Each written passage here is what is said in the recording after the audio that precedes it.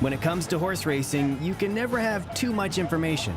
With Twin Spires, you can place your bets with confidence, whether you use handicapping insights like our Brisnet speed ratings, prime power and past performances, the guidance of our experts' top picks, or just choose a name that catches your eye. Yes! No matter how you pick your horse, bet with Twin Spires. And now you can share the thrill with friends using our exclusive Bet Share feature.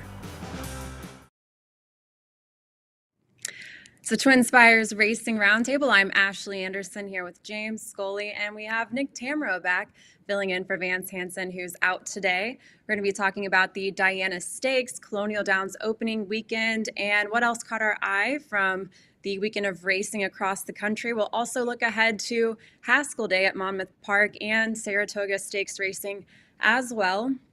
But before we start, it was our final week of the fantasy handicapping contest, and James is back on top. He finished out as our week 4 winner, so congrats. That's 2 weeks that you won the fantasy handicapping contest, and definitely was a lot of fun. Nick was a part of this as well, so congrats, James. Any words of wisdom or? Well, when I saw everybody's picks on Friday and I saw where I was the only person with the lone speed in that Diana, I felt pretty good about it. I even took integration on. I picked one of the other two in that race and still came out on top. So very, very happy to win 2 of the 4 weeks before we get into the live handicapping tournaments here soon on Twin Spires. Yeah, I had integration, but with those scratches, the payout really didn't help me at all. And you had the runner-up with 911 Turbo. That was the name of it, right? All right, yeah. I'm already forgetting. All right. Well, let's start with Whitebeam winning the Diana. And Nick, I'll turn it over to you since you're our guest today. So Whitebeam got her back-to-back win in the Diana in this race, earning her first win in 5 starts. What were your thoughts on Whitebeam winning this race? Yeah, second straight Diana win and 9th overall for Chad Brown, which is an amazing number. You'd imagine in his career that number could probably get up towards 20 before all is said and done. But, it was the tactics employed that really made the difference. Last year, Whitebeam had the unenviable task of stalking outside of an Italian who was a really heavy favorite in the Diana and was coming off of consecutive Grade 1 wins earlier in the year. So, what this race boiled down to from a tactical perspective was how much speed was Evie Jet's going to show. And, it's one of those where you watch the replay and you realize that Flavien Prat didn't send Whitebeam to the lead. Whitebeam took Flavien Prat to the lead. And nobody showed any interest early. And when she was able to establish things on the front end, you get midway down the backstretch here and it looked pretty clear this race was over, and she had plenty left when asked the question. I think the interesting thing about the difference in the way she performed was that in both the Beaugay and the Just a Game, they were slightly different races in terms of how they unfolded. The pace in the Beaugay was exceptionally strong, and she was ultimately run down by Nisi Marie. But what you were taken by was that she never really extended away from the other speed horse in that Beaugay. And then in the Just a Game, she was really in position, and she just didn't have that something extra. Whereas here, I think when she saw open space the entire way and really didn't sense a horse right next to her when she got to about the 8th pole, she did start to extend herself a little bit. So I think I'm always an advocate for connections getting more speed out of horses. And the fact that she showed what she did, I think had a lot to do with her being able to dictate terms to everybody. So I thought it was a well-deserved win, and it's nice to see good horses perform at a high level. And she's one that when she's on her game, she's very good. Yeah, I agree with a lot of those points. Evie Jets was drawn inside of Whitebeam in the Just a Game last month. So Evie Jets went to the front. But Evie Jets had stalked in 4th when she won the Boston Spa last year, being drawn outside and running 4th in the Just a Game. I could see her switching to stalking tactics on Saturday. But the thing you referenced last year, Whitebeam, most of her Grade 1 starts were during the year until the December, where against in Italian, who was a speedball.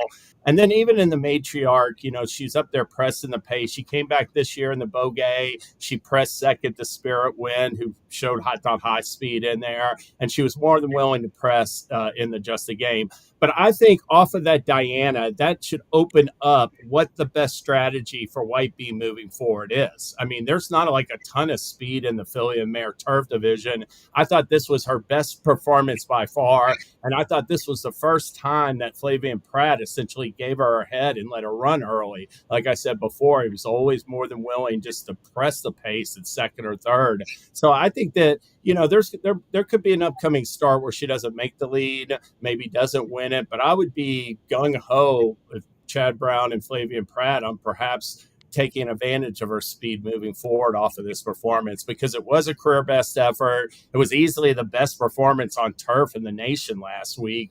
Got high Brisnet speed rating and class rating. And I just thought that I just think this is a strategy that they should look to exploit moving forward. Send her hard from the gate and see if she can, get out there and be even more effective showing the way early than pressing the action.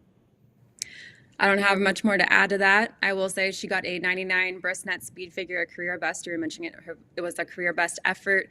And then Whitebeam became the 9th filly or mare to win this event twice. Chad Brown, of course, as you mentioned, Nick, has won this event 9 times, but dating back to 2016, he's only lost one Diana, and it was in 2021 when Charlie Appleby won with Althika, I think is how you say it. Yeah. And then as far as her stablemates, Whitebeam had 4 stablemates in this race, and she had been beaten by less than a length in her last 2 by stablemates. This time she got the best of her stablemates in this race. And if you look at Chili Flag, coming into this race, had a 3-win streak in graded stakes, but then finished 9th, had a poor outing here, but is in the mix for top turf female. But now Whitebeam, I would say, with really close losses in her previous 2 starts in 2024 now, I think is right there in the mix as well. So we'll see. There's so many Chad Brown runners in the turf division. You just never know who's going to come out on top. But go ahead.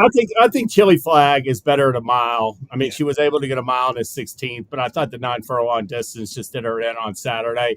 As far as Didia, now that to me is the real question, sort of exiting that race, what they do with her. And the thing with Didia to me is that I'd almost think about, they can go run in a lucrative 7-figure stake at Kentucky Downs or go for the Grade 1 at Keeneland. And it's easy for me, not being one of the connections, to say bypass those races. But I would almost train her up to the Breeders' Cup Filly and Mare Turf, Nick and Ashley. I think she runs better. She's run huge races fresh. I mean, she's run some big efforts off of 3 months layoffs. She has a trouble like stringing together these top class performances, couldn't run back to the New York on Saturday. And like I said, it's easy for me to bypass another Grade 1 win or a huge payday. But I think Nacho Correas, he's got a decision to make, because it might be a situation where they could just gear her up for Del Mar. Even last year, she went out to Santa Anita, ran a huge race, Didia did, and then was completely flat in the Filly and Mare Turf. So I don't know what you guys think about that, but I would consider freshening her up. James, well, you mentioned it too, that you didn't want to back her because you think she needed another start. So I thought she just needed more time between races. Yeah. I was going to say, I'm going to be kind to you for advocating for a horse to be off for 4 months. But no, I get your point, and I do think she might run a little bit better fresh. I went back and forth on her performance. I think I was a little critical of her at first, and that probably had a little bit to do with my own wagering. I kind of thought she was kind of a cinch in there. I thought she was better than those horses. So I singled her on some of my multi-race bets. Luckily, I used Whitebeam as a backup. But then I went back and watched the replay. I watched the pan. I watched the head-on. She never really got into all that comfortable a spot in the final quarter mile. And it does feel like when you've watched her good races, they've come in outside stalking positions. I know it sounds totally ridiculous, and part of me wants to be like, what are you talking about when you say that a horse who saved ground in the pocket on the turf didn't have things basically as good as they could get? But she might not be all that comfortable doing so.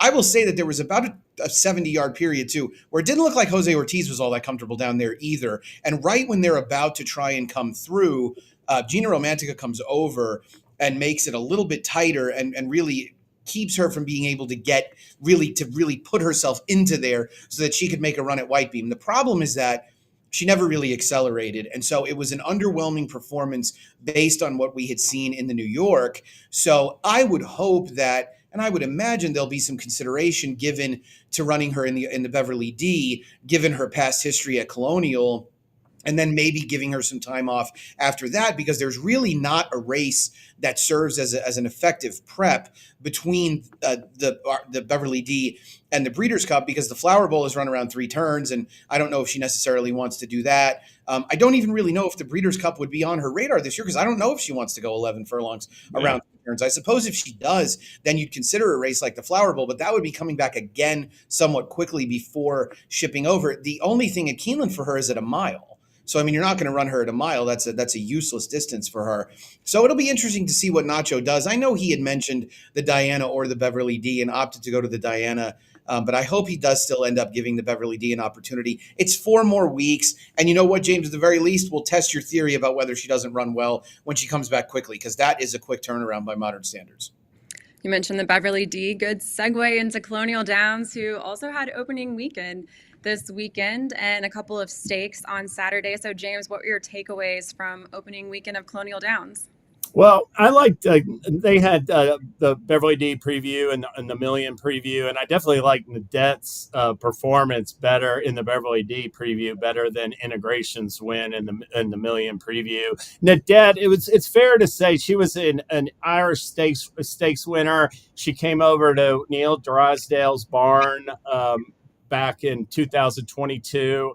And he's run her nothing but in stakes races since he got her. And it's fair to call her an underachiever. She lost her first 9, I think, U.S. starts before finally breaking through in April's Wilshire, where she won that race by open lengths. And then she came back 2 starts later in this Beverly D preview. And I just like the turn of foot she showed on the far turn, Nadette. She would rated in last. She basically rolled past all of her rivals and opened a clear lead in upper stretch. And I thought it was a good win. Integration, my main concern with him is it just, for whatever reason, he has just not gone on this season. I didn't think it was that good looking a performance. He had a little bit of trouble like switching leads, I thought, in upper stretch. And Kendrick Carmouche had to work on him for a second just to get him to, go on by and strike the front. So I did come away thinking Nadette ran a really good race for Drysdale on Saturday. She's got a chance at least to factor, I would think, in the Beverly D. I don't really like Integration for the Million coming back off of that effort, Nick. Yeah, I agree. Integration's kind of been one of the bigger disappointments in 2024. I mean, I think all of us after the Hill Prince last fall would have really thought he was going to be a major player in races like the Old Forester Turf Classic, the Manhattan, and the Arlington Million. And now he seems like kind of a shell of himself. He's just really not much. The Million preview was scratched down to 3 horses, in large part because they took a ton of rain at Colonial on Friday. And I think that the total tally was like 3 inches of rain. So it's kind of amazing that they were able to run those races on turf at all. Credit to the track super down there. But it was not, I think, what you'd expect. The Nadette performance was very strong. It also had a little bit of a smell to it of being on a wet turf course, because generally you don't see those kind of margins under normal circumstances. But I don't see really why Nadette can't be an interesting horse for a race like the Beverly D. We'll see what ends up coming over from overseas. And obviously, through the history of the race, the Beverly D was won by some really nice horses that had come in from overseas. But generally, our domestic contingent is very strong as well. It actually ended up being a huge key race in 2023 as well, with Fev Rover and Gina Romantica both coming back and winning Grade 1s in subsequent starts. So hopefully it is again. It's always one of my favorite days of racing. So glad to see those couple of strong efforts at Colonial. You mentioned the rain too. Soft turf definitely benefited Fulminio in the inaugural Boston Stakes at Colonial. This was a best bet for me, but not a great price, I would say, at all.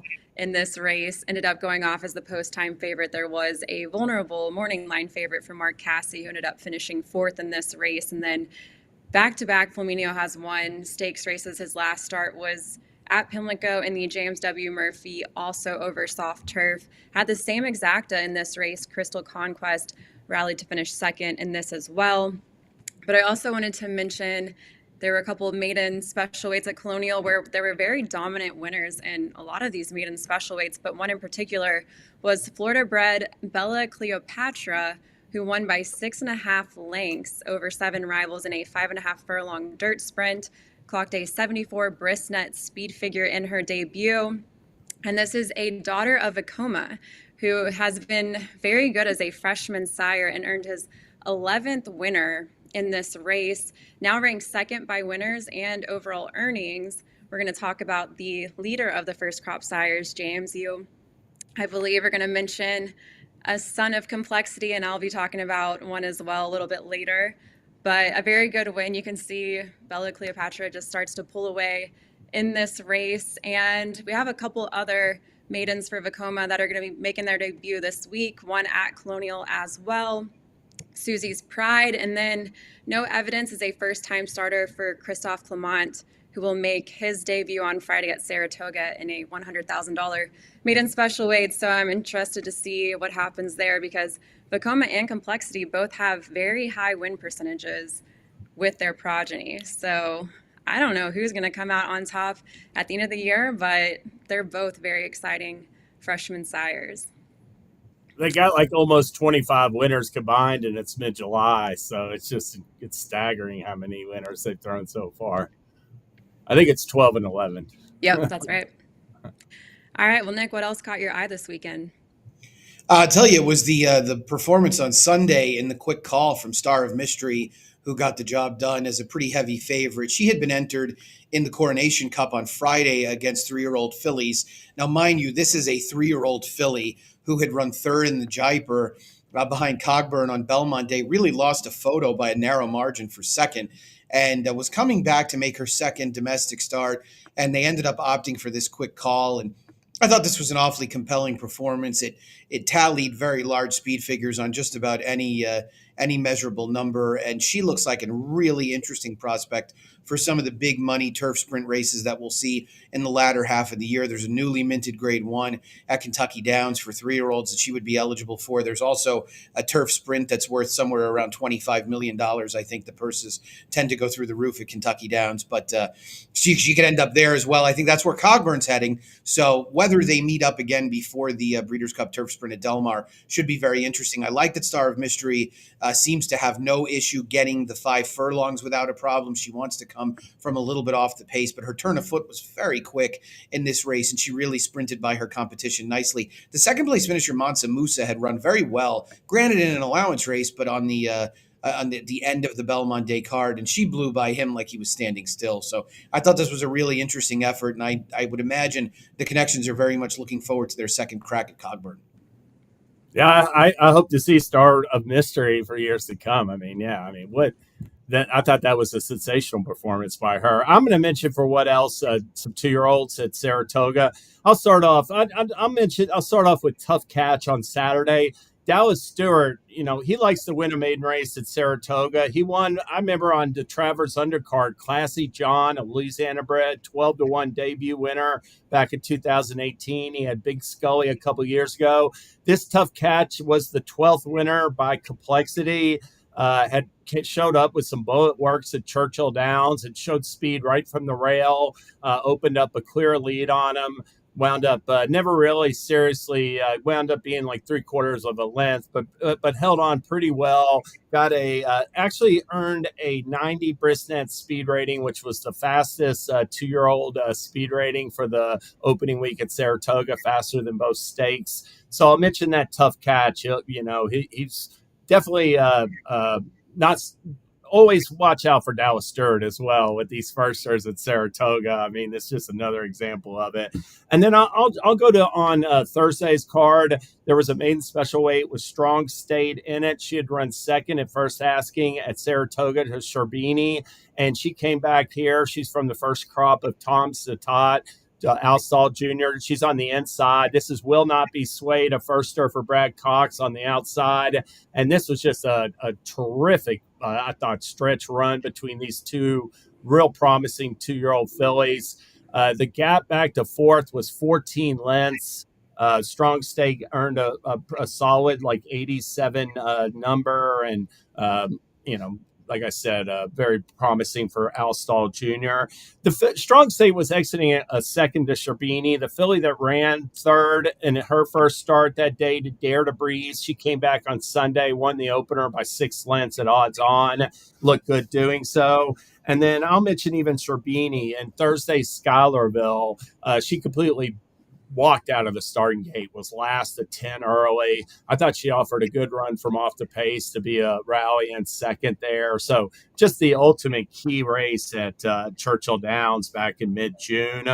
Also, as far as that Schuylerville goes, I mean, the Queen's MG, she did look good winning it. Her number came back a little bit low, 84. So that was the only negative takeaway I had for her. And, Ashley will go more into Moplex, another winner for Complexity, who basically led all the way in the Sanford on Saturday.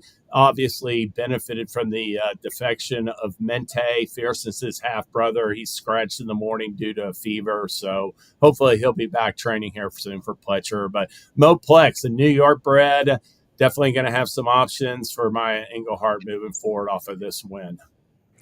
I was going to say, too, the Queen's MG won at 44-1 in that state. And she also won on debut at 45-1. No one's respecting her, so I think it's time to.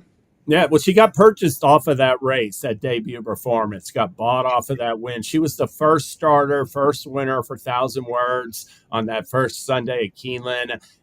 Gamely won a maiden race by like a head that day. Came back, was a private purchase, ran last as the favorite in the Astoria during the Belmont at Saratoga Festival. But if you can make an excuse for that effort, I didn't think it was that big a surprise. I couldn't make an excuse for it. I didn't see it coming. But in retrospect, I mean, for whatever reason, she just didn't fire in that Astoria. But she ran back to her debut in a sense, or at least, had shown promise in her debut and carried it forward.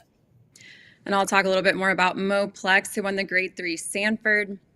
This pushed Complexity to the top of the progeny earnings rankings of first crop sires. And Moplex was a debut winner by 10 lengths against New York breds at Belmont at the Big A, and then jumped to graded stakes competition. Of course, as you mentioned, the scratch of Minty really benefited Moplex because Todd Pletcher was the winningest trainer in the Sanford, had 8 wins, and then his full brother to Fierceness scratched in this race. Also, John Velasquez would have been aboard. Minty has the record 7 wins in the Sanford, but now Irad Ortiz Jr. has 5 wins, and he's earned them all in the last decade. So he's really kind of taking over the Sanford Stakes and just becoming dominant. Probably going to end up with that record, I'd say, in a couple of years. And now Moplex is likely going to point toward the hopeful on September 2nd at Saratoga. So one to watch. He's 2 for 2 now for his career and beat a really good runner in, was it Studley Do Right, I think is the name of it, that was also unbeaten and had just won a stakes race, but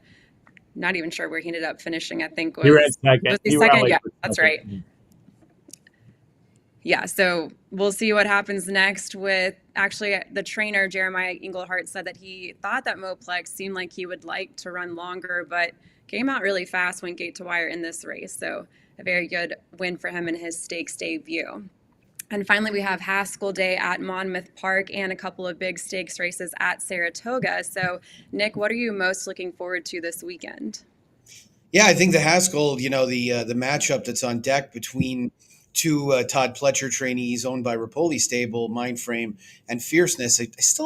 I'm going to be a little surprised if both of these horses end up running in there. I have no knowledge of anything that they're going to do, but Fierceness, of course, the Kentucky Derby favorite, looking to rebound. He has not run since then. He was supposed to run in the Belmont, but the connections were not satisfied with his training prior to that, so he's been off until now. And Mindframe, who ran just a tremendous race in the Belmont, coming up just shy of Dornoch. We'll get Dornoch as well in the Haskell, but for my money, of these horses, what we've seen when he's on his game from Fierceness is just at a totally different level than anything we've seen from any of them. So fingers crossed we get the best punch from Fierceness, because we need that as a division of, I would say, of 3-year-olds that's becoming a little too scattered and a little too basic. We kind of need a strong performance to restore the confidence a little bit. Well, the pattern is he should win this because he did not show up in the Derby, and Right. he wins every other. Yeah, he just can't seem to overcome any adversity, right? And I think he might read his own PPs, and maybe he knows that he doesn't run well here. James, what about you? I think his Florida Derby win was suspect. I mean, it just had everything his own way. It was a published workout that day. The one thing I will say about fierceness in Saturday's Haskell is I expect him to break running. I mean, you have a horse that at least in the Holy Bull and the Kentucky Derby, he was taking pressure in both of those starts, unlike the Florida Derby, and he gave way both times. You have a horse who's shown that tendency. The best way to alleviate that, in my mind, is Go. sprint clear early and lead all the way. So I expect him to show those tactics. But Dornick has some speed. I don't think he'll be far back. He'll be able to put some pressure on him at some point. And Mindframe as well. And if Mindframe does enter on Wednesday in the Haskell, that's the horse I'm looking at. I thought his maiden race at 7 furlongs and his allowance race at a mile and a 16th were both good. And I think he'll gain a ton from that top-class effort in the Belmont where he ran a half-length second to Dornick. So I think the mile and 8 distance will be perfect for him. And if he does advance off of that Belmont effort, I think he'll be tough to beat. I'll mention with Torpedo Anna, they did get 4 runners to run against her in the Coaching Club American Oaks. Barring some big surprise to me, the real gauge for her this season has just been how convincingly she's won. She won her first race by 4, the Fantasy. She won the Kentucky Oaks by 4 3/4. She's won the Acorn by 5.5. So if she continues to just crush them and does so in a fast time, it just looks like it's going to be all the makings for her to take on males in the Travers at the end of the month. And I'll mention the Curlin real quick on Friday. I'm looking forward to seeing Unmatched Wisdom run for Chad Brown in that spot. 2 for 2 colt by, or I think he's a gelding, might be a colt by Cairo Prince. And he's really looked terrific winning both races so far, Ashley. Torpedo Anna is the horse I'm most looking forward to in the Coaching Club American Oaks. And among those rivals that she's facing, one of them was a horse that I was really excited about for the Kentucky Oaks, Candied, who did not make the field. But I think you're right. It's going to be hard for any of these runners to beat Torpedo Anna looking at her recent form. The only race that she's lost in her career was the Goldenrod. You do have Intricate, who beat her in the Goldenrod in this race, but Intricate has really kind of disappointed since that big win in the Goldenrod. And I think Torpedo Anna really should go gate to wire if you look at the pace setup of this very small field in this race. But speaking of the very wide open 3-year-old division, I do feel like Torpedo Anna would have a chance against the boys if she raced in the Travers. And the news came out this week. Kenny McPeak said that Mystic Dan is going back to Keeneland for training and probably will not appear in the Travers. So if we get a really big showing from Torpedo Anna, maybe we do see her in the Travers. And actually in the history of that race, fillies won 3 of the first 5 Travers, but have not won since 1915. But I do think, especially looking at that 3-year-old division, I think Torpedo Anna could be the next filly to win it if we see her in that race.